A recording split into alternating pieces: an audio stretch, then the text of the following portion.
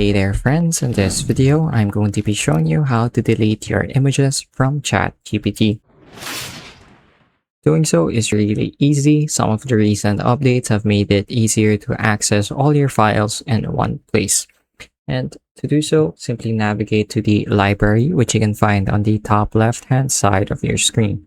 If you're having trouble looking for it, simply open up your sidebar by clicking on this button right here, then going to your library. So as you can see, this is the all-in-one place where you can view any of the files you've generated or images that you've generated.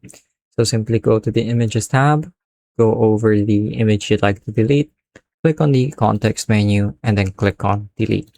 You can also select multiple ones and delete them all at once by clicking on the checkbox at the left side of the list. So I'm going to go ahead and click on the context menu and click on Delete. And now that image should have been deleted from my chat history and from the platform. So as you can see right now, it says no files found, and it's really that easy. So any files that you upload and generate should show up here in your library folder. That's pretty much it for this video though. I hope I was able to teach you something new and something useful. And as always, thank you for watching.